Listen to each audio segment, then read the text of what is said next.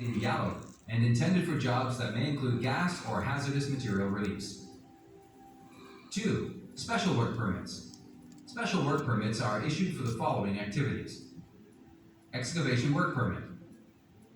Before excavating, you should communicate with Yasref Engineering Department for permit.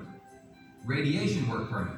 For radioactive works, a permit must be acquired from Yasref's RSA, Radiation Safety Advisor. Work permits basic requirements. 1. No work shall be started in any area or in any equipment without work permit from operations. 2. Planning before initiating work permit. 3. The preparation of the work permit for high-risk activities should include the drawings, blind list, method statement, equipment list, critical lift plan, training records, and certification, equipment certification, calibration certificates, etc. 4. The implementation of lockout and tagout, LOTO. Additional requirements. 1. In addition to work permit, operation approval will be required for all activities within restricted areas, if there is open flame work, line break, critical CSE, confined space entry.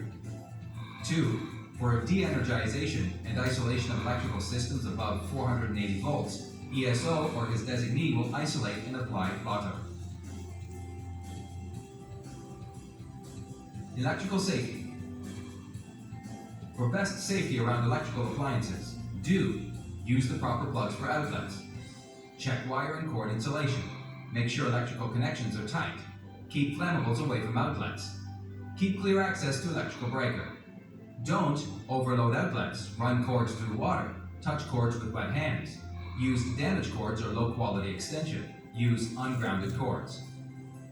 Electrical safety, substation. 1. An entry log sheet must be filled before entering substations for emergencies. 2. Don't touch anything if you are not an authorized person. 3. Wear your PPE and clear safety glasses. Lockout and tagout, LOTO. Before working on electrical or mechanical equipment, applying LOTO system is required in order to ensure that the energy is isolated. What is LOTO? LOTO is a technique used to prevent energy from being released during the servicing or repair of equipment.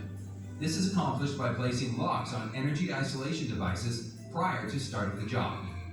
2. Follow LOTO requirements as Yasref LOTO procedure. Working at height. Avoid to work at height whenever possible. If working at height can't be avoided, then use equipment to prevent fall. Whenever risk of fall can't be eliminated completely, then use other measures to minimize the risk of falls, such as fall arrest equipment. Personal fall protection is required when working at a height greater than 6 feet or 1.8 meters, or where a fall could result in serious injury. This includes elevated platforms, not guarded by handrails, from ladders, scaffolding, or staging. Areas beneath the work being conducted are to be barricaded to prevent personnel from entering, eliminating the risk of being struck by fallen objects. Tools and equipment being carried to be secured. When working from a certified work basket, fall arrest protection is to be worn. Forklifts, buckets, or jibs will not be used to raise personnel. Inspect ladder runners, rungs, and footings for damage prior to use. Use ladders safely. Buy, carry light material and tools. Ensure it is long enough to reach and don't overreach. Maintain 3-point contact while using ladder. The angle of the ladder to the wall support will be 1 to 4, 45 degrees. Ladders are to be tied and secured at the top to prevent slipping and supported by a second person. Ladders should extend 1 meter over the work platform. When climbing or descending a ladder, the climber should face the ladder at all times. Maintain 3-point contact while using ladder. Don't overreach. Don't stand and work on the top 3 steps, including a step from the very top of the step ladder, unless there is a suitable handhold. Ladders used to access another level should be tied and extend at least 1 meter above the landing point to provide a secure handhold. At ladder access points, a self-closing gate is recommended. Step ladders should not be used to access another level unless they have been specifically designed for this. Scaffold requirement. Safe scaffolds should have the following: foundation and base. The ground is solid. Access. The scaffold should have ladders and access point. Platform. Light, medium, and heavy duty. Guardrail, mid-rail, and top rail to prevent falls. Stability. Make sure it's stable. Scaffold tags. Red. No one can use the scaffold except scaffold erectors. Yellow. Can be used with fall protection. Green. Scaffold can be used without fall protection.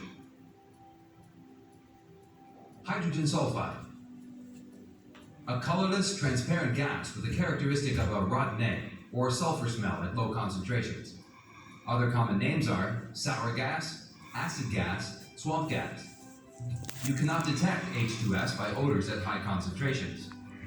Detection of H2S by smell is very dangerous, as you will lose your sense of smell at around 100 parts per million. The crude oil feed has a significant percentage of sulfur and sulfuric compounds. H2S will be present in all units, but special care must be taken in crude complex, gasoline complex, amine recovery unit. Hydrogen sulfide, limit value. Permissible exposure limit, PEL, 8 hours. Threshold limit value, TLV. Short-term exposure